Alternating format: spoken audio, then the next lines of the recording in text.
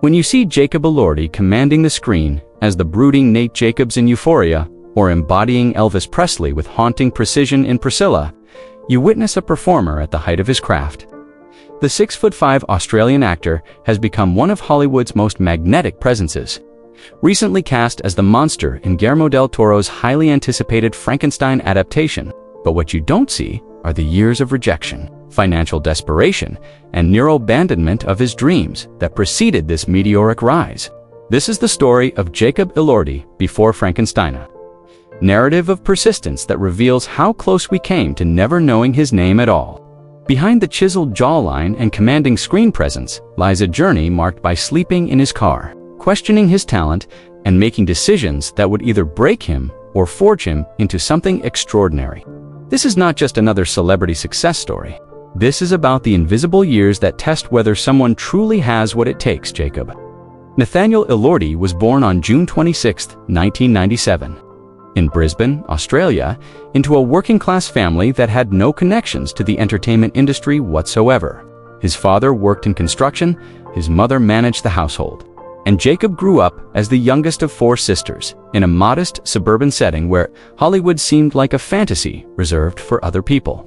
Brisbane in the late 1990s and early 2000s was a city still finding its cultural identity, far removed from the glitz of Sydney or Melbourne's arts scene.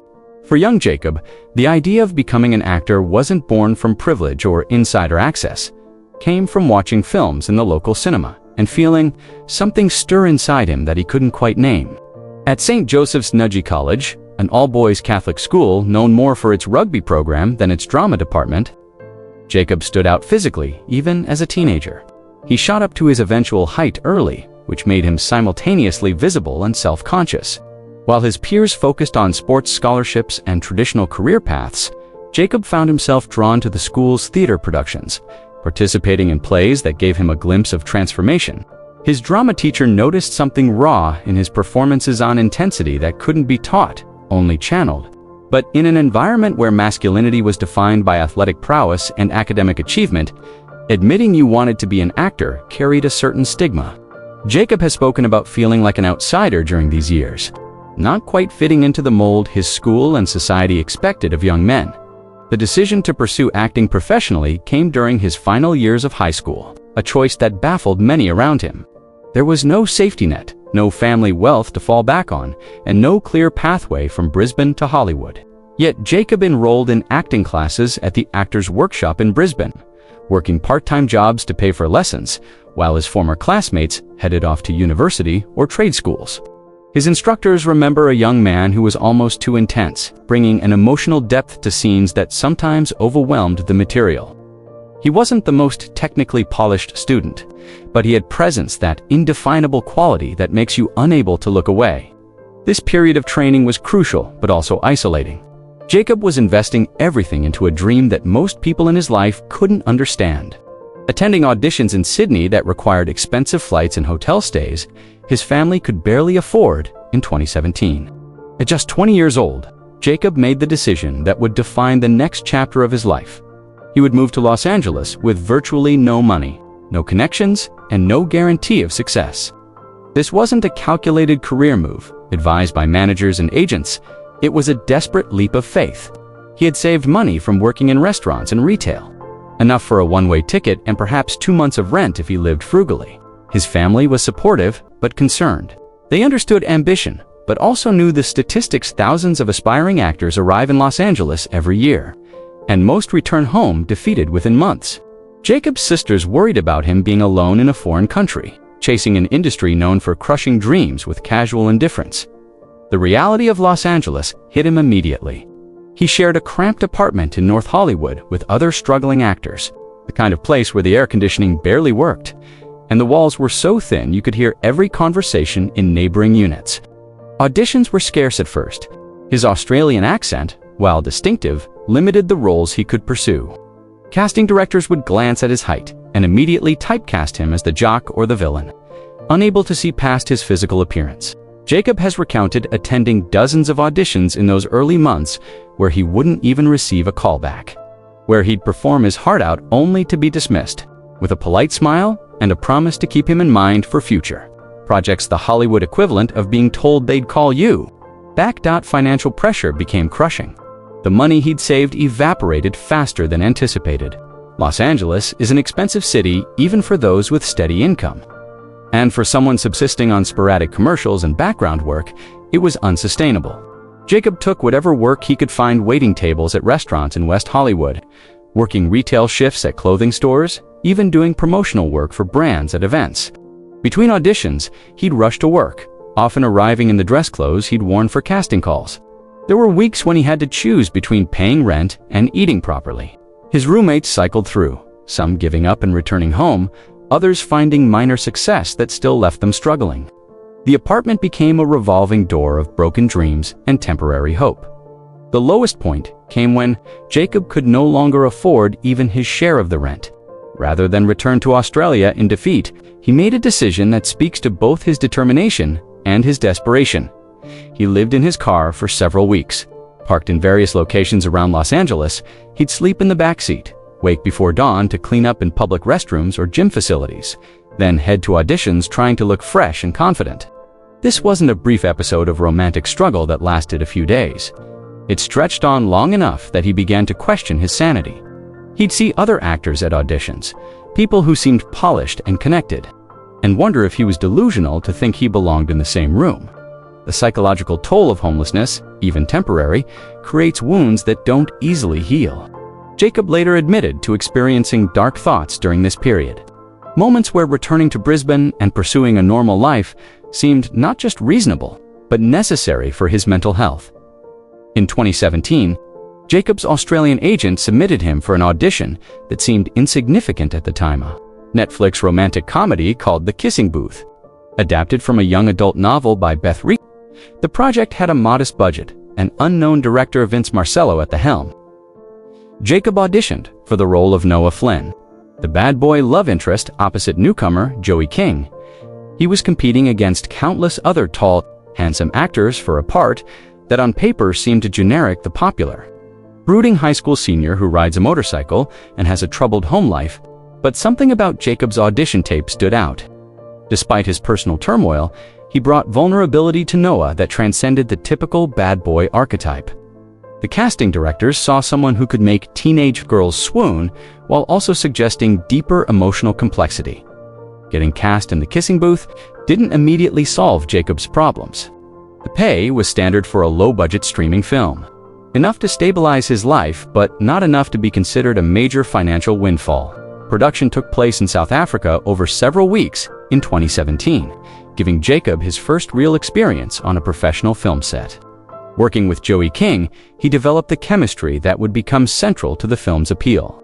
Between takes, he'd reflect on how surreal it was to have gone from sleeping in his car to acting in a movie. Even if it was a teen romance that industry insiders weren't paying attention to. The experience was validating, but also nerve-wracking. He knew this might be his only shot, that if the film failed to connect with audiences, he could easily slip back into obscurity.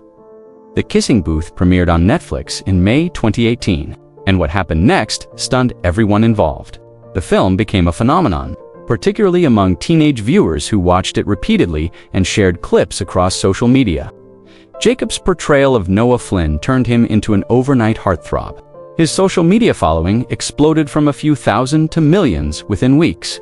Suddenly, casting directors who had dismissed him were requesting meetings. The film's success was so unexpected that Netflix immediately greenlit a sequel, then eventually a third installment. Jacob found himself in the bizarre position of being famous for a movie that critics largely dismissed, but audiences adored. Film critics gave it mediocre reviews, but it became one of Netflix's most watched original films of 2018. However, this success came with complications that Jacob wasn't prepared for. Being the romantic lead in a teen franchise meant being objectified in ways that made him uncomfortable. His height, his looks, his body became the primary focus of media coverage rather than his acting ability. Interviews would fixate on his workout routine and relationship status instead of his craft. He'd spent years desperately trying to be seen as an actor. And now he was being seen primarily as a heartthrob valuable for his appearance rather than his talent. The two sequels that followed in 2020 and 2021 were financially beneficial but artistically unfulfilling. Jacob has been diplomatically critical of the franchise in retrospect, acknowledging it opened doors while also expressing frustration that the films didn't challenge him as a performer. He was trapped in a golden cage, famous but not respected, financially stable but creatively starving. While promoting the Kissing Booth sequel in 2019, Jacob auditioned for a role that would change everything. Nate Jacobs in Sam Levinson's Euphoria, the HBO series, was a radical departure from anything on television. A visually stunning and brutally honest exploration of teenage life that dealt with addiction, trauma, sexuality, and violence without pulling punches. Levinson was looking for someone to play Nate, a character who would be one of the most complex and disturbing figures on television. High school quarterback whose toxic masculinity, violent tendencies, and repressed sexuality make him both sympathetic and monstrous. This wasn't a role for a pretty face reading lines. It required an actor willing to go to dark psychological places and make audiences simultaneously understand and recoil from his character. Jacob's audition process was intensive. Levinson put him through multiple callbacks, pushing him to find the humanity in Nate's cruelty to make his violence comprehensible even when inexcusable. Jacob drew on his own experiences of masculinity in Australia, the pressures he'd felt to conform to certain ideals of manhood, the anger he'd witnessed in himself and others when those ideals felt threatened. He understood Nate's desperate need for control. As someone who had spent years feeling utterly out of control of his own destiny, when he was cast, it felt like validation. Someone saw him as a serious actor capable of carrying dramatic weight. The role would require him to portray sexual violence, emotional abuse, physical brutality, and psychological manipulation. It wasn't comfortable, but it was exactly the challenge he needed. Euphoria premiered in June 2019 and immediately generated controversy and acclaim. Jacobs' performance as Nate Jacobs was revelatory. He made a character who could easily be one-dimensional, the violent jock villain, into something deeply disturbing because of how real he felt. His physicality, which had been used for charm in the Kissing Booth, became threatening in Euphoria. His height made him imposing in scenes of confrontation. His good looks made his character's darkness more unsettling.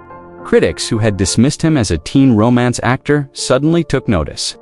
Publications praised his ability to convey Nate's internal conflict, the way his face could shift from tenderness to rage in seconds. The locker room scene in the pilot episode, where Nate's violence erupts, became one of the most talked about moments of the season. The show's success brought Jacob a new kind of attention industry respect. Directors and producers who create prestige television and film began seeing him as a legitimate, dramatic actor. But playing Nate Jacobs also took a psychological toll. Jacob has spoken about the difficulty of inhabiting such a toxic character, of going to those emotional places 8 to 10 hours a day during filming. He'd return to his trailer between scenes, feeling contaminated by Nate's worldview. The violence he portrayed, even in a fictional context, required him to access anger and aggression that left him emotionally drained. Unlike method actors who stay in character, Jacob made a conscious choice to separate himself from Nate, recognizing that fully embodying that psychology could be damaging. Still, the lines blur when you spend months exploring the inner life of someone so broken after proving himself in Euphoria. Jacob began making calculated choices to distance himself from the teen heartthrob image. In 2023, he took on 2 roles that would demonstrate his range and commitment to serious acting. First came Deep Water, a psychological thriller directed by Adrian Lyne and starring Ben Affleck and Ana de Armas, though the film's troubled production and eventual streaming release limited its impact. More significantly, he was cast as Elvis Presley in Sofia Coppola's Priscilla, a film that would examine the king of rock and roll's relationship with Priscilla Beaulieu from her perspective, based on her memoir. This was a role that carried immense pressure, is one of the most iconic figures in American culture, portrayed by countless actors, most recently by Austin Butler in Baz Luhrmann's Elvis in 22-2. Jacob approached the role with meticulous preparation. Rather than impersonating Elvis, he sought to capture his essence, the charisma, the vulnerability, the darkness that existed behind the public persona. He studied footage of Elvis not just performing, but in private moments, interviews, home videos, He worked with a dialect coach to master the Memphis accent without making it caricature. He learned about Elvis's complex relationship with masculinity, fame, and control, finding unexpected parallels with Nate, Jacob's both men, struggling with the expectations placed on them and exerting control over women as a result. Coppola's approach was intimate and restrained, focusing on Priscilla's experience rather than Elvis's legend. This meant Jacob had to play Elvis as a human being, romantic and exciting, but also manipulative and self-absorbed, a man-child who kept his wife isolated and controlled. When Priscilla premiered at the Venice Film Festival in September 2023, Jacob's performance received critical acclaim. Reviewers noted how he avoided mimicry, instead creating a lived-in portrayal that felt authentic to the period and the relationship's dynamics. He captured Elvis's magnetism without glorifying his behavior. The film sparked important conversations about age gaps in relationships, power imbalances, and the mythology we create around famous men. Jacob navigated the press tour thoughtfully, discussing the complexity of portraying someone who is both an icon and a flawed human being. He refused to simply condemn or defend Elvis, instead presenting him as someone shaped by his circumstances who nonetheless made harmful choices. This period also brought increased scrutiny of Jacob's personal life. His relationship with model Kaia Gerber became tabloid fodder, with comparisons drawn to the Elvis-Priscilla dynamic given their age difference, though far less pronounced.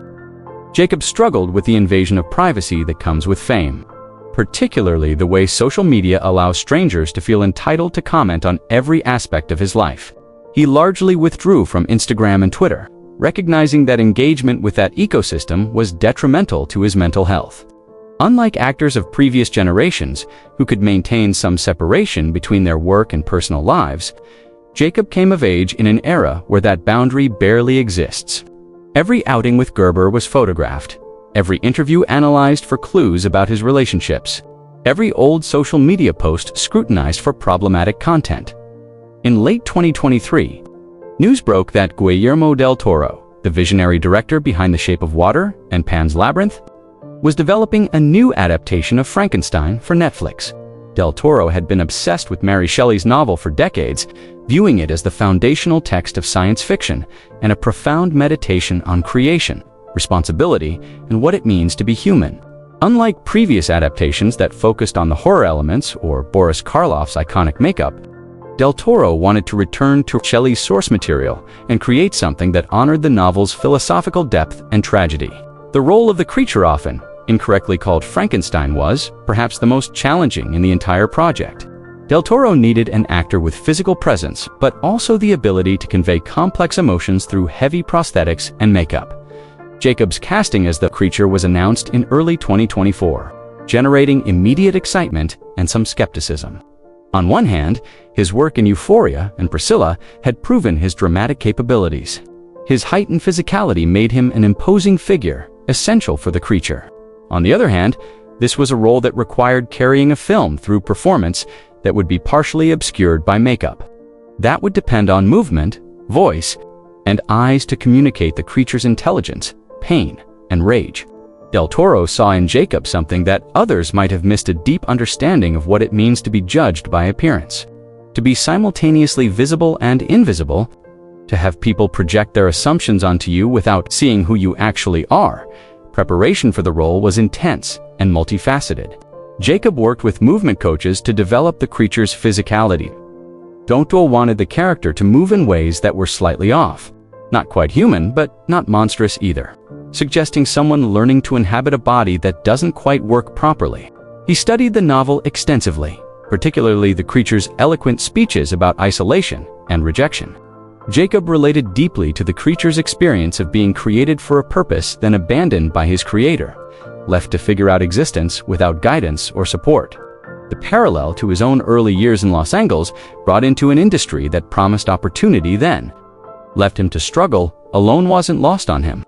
He worked with Del Toro to find the emotional core of the character, the intelligence and sensitivity that makes the creature's eventual turn to violence so tragic. The makeup process itself became a daily ritual of transformation.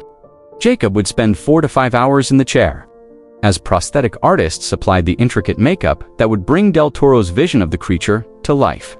Unlike previous versions that made the monster cartoonish or purely horrific, this design aimed for something more subtle, a being who looked wrong in ways that triggered human revulsion, but was clearly once meant to be human. Jacob had to learn to act through layers of latex and silicone, finding ways to make his eyes and voice carry the performance when facial expressions were limited. It was physically exhausting and psychologically isolating. He'd arrive at set before dawn for makeup, shoot all day in costume, then spend an hour having everything removed. The role demanded total commitment in ways that his previous work hadn't. As production on Frankenstein continued through 2024, Jacob found himself at a crossroads that many actors face when they achieve the success they'd once desperately sought. He was now one of Hollywood's most sought-after young actors, with offers for franchises, romantic comedies, action films, and prestige dramas flooding in. But success hadn't brought the satisfaction he'd imagined during those nights sleeping in his car. Instead, it brought new pressures, new expectations, and a loss of privacy that sometimes made him nostalgic for obscurity. In interviews, he began speaking more candidly about the cost of fame, the way it distorts your sense of self, the difficulty of maintaining authentic relationships when you're constantly aware of being perceived as a commodity. Jacob's relationship with his kissing booth past became more complicated. While he'd diplomatically praised the films for opening doors, he also expressed frustration with being defined by them. Fans who loved those movies felt betrayed by his distance from the franchise, interpreting his pursuit of serious roles as rejection of them. But Jacob was trying to escape a box that Hollywood had placed him in, the attractive young actor who could carry teen content but wasn't trusted with meatier material. His choice to take challenging, sometimes unsympathetic roles was strategic, a way of proving he was more than a face. This tension between honoring the opportunities that launched his career and refusing to be limited by them is something many actors struggle with, but few navigate successfully. The psychological impact of his early struggles also resurfaced in unexpected ways. Jacob has spoken about experiencing imposter syndrome even as he worked on high-profile projects, the persistent feeling that he didn't deserve his success, that casting directors would eventually realize they'd made a mistake, that he was just moments away from being back in his car. Trauma doesn't disappear simply because circumstances improve. The instability and rejection he experienced from 2017 to 2018 created neural pathways that fire even when there's no rational reason for fear. He sought therapy to process these experiences, recognizing that his relationship with work had become unhealthy. He'd say yes to every opportunity out of fear that saying no meant losing everything. His public persona also required careful management. Jacob was aware that his image as a brooding, intense actor could easily tip into pretentiousness if not balanced with self-awareness and humor. He gave fewer interviews, choosing quality over quantity, and when he did speak with press, he tried to steer conversations toward craft rather than celebrity. He pushed back against questions about his body and appearance, trying to redirect toward the work itself. But the industry's obsession with his physicality persisted. He was regularly listed on hottest actors lists, and his height became a constant topic of discussion in ways that felt reductive. The irony wasn't lost on him that he'd fought so hard to be taken seriously as an actor, only to have much of the discourse around him remain superficial. As Jacob stood on set during the final weeks of Frankenstein filming in late 2024, he reflected on the journey that had brought him from a Brisbane teenager with impossible dreams to an actor working with one of cinema's most visionary directors. The 7 years between his arrival in Los Angeles and this moment had been transformative in ways he couldn't have anticipated. The struggle had shaped not just his career but his identity. He understood himself as someone who had survived the crucible that breaks most people who attempt what he attempted. The nights in his car weren't just backstory for interviews, they were formative experiences that taught him about resilience, about the thin line between determination and delusion, about what you're willing to endure for something you can't imagine living without. The lessons Jacob learned during his darkest period inform every choice he makes now.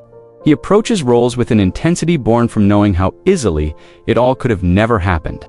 When younger actors reach out for advice, he's honest about the difficulty, about the fact that talent and hard work aren't always enough, that luck and timing play enormous roles that no one wants to acknowledge. He doesn't romanticize the struggle. He knows that for every person like him who made it through, there are hundreds equally talented who didn't, who ran out of money or hope or opportunity before their break came. This awareness keeps him humble, but also makes him advocate for changes in how the industry treats emerging actors. The lack of support systems for people trying to break in without wealth or connections. Looking ahead to Frankenstein's release and beyond, Jacob is strategic about building a career with longevity. He doesn't want to be the actor who peaks at 30, then spends decades chasing former glory. He's interested in working with directors who challenge him, in taking risks even when safer choices would be more lucrative. He's aware that his physical appearance has an expiration date, that Hollywood's obsession with youth means he needs to establish himself as a serious actor before the industry decides he's aged out of leading man roles. The creature in Frankenstein represents something profound for him, a role where his appearance is obscured, where his performance must come entirely from his craft rather than his looks. It's both a challenge and a statement of intent about the kind of actor he wants to be. The psychological journey has been as significant as the professional one. Jacob has had to reconcile the person he was: desperate, hungry, willing to do almost anything for opportunity, with the person he's become: selective, burdened by expectation. He's learned that achieving your dreams doesn't mean they stop evolving, that satisfaction is always temporary, that new anxieties replace old ones. The question is no longer whether he'll work again, but whether the work will be meaningful, whether it will push him to grow, whether it will contribute something valuable to cinema. These are the concerns of someone who has made it, but they carry their own weight, their own pressure, their own potential to overwhelm if not managed carefully. Jacob Elordi's journey before Frankenstein is a testament to the unglamorous reality behind Hollywood success stories. We see the polished result, the magazine covers, the red carpets, the acclaimed performances, but we rarely see the years of rejection, the financial desperation, the moments of profound doubt that precede breakthrough. His story isn't unique in its struggles. Countless actors have faced similar challenges. What makes it noteworthy is his willingness to speak about it, to refuse the sanitized narrative that pretends success is simply the natural result of talent meeting opportunity. His honesty about living in his car, about questioning whether he had what it took, about the psychological toll of instability, makes the achievement more rather than less impressive. As Del Toro's Frankenstein prepares for release, Jacob embodies both the character he's playing and the themes of Mary Shelley's original novel. Like the creature, he understands what it means to be creatador. In his case, to create oneself without a clear template, to face rejection and misunderstanding, to have your appearance define how others perceive you regardless of who you actually are. The difference is that Jacob found a way to channel that experience into art, to transform pain into performance, to take the years of struggle and make them mean something beyond mere survival. His casting as one of literature's most famous monsters isn't ironic. It's perfectly aligned with an actor who knows intimately what it means to be seen and yet remain invisible, to be judged by surface while containing depths that few bother to explore. The young man who arrived in Los Angeles in 2017 with a suitcase and a dream would barely recognize the actor he's become. But the experiences of those early years remain embedded in everything he does, informing his choices, driving his work ethic, reminding him of how quickly circumstances can change. Jacob Elordi's struggle before Frankenstein wasn't merely about surviving until success arrived. It was about becoming the kind of person who could handle success when it did, who could appreciate it without being destroyed by it, who could remember where he came from while continuing to evolve. That's the real story worth telling, the one that exists in the space between Brisbane and Hollywood, between desperation and achievement, between the person he was and the actor he's still becoming.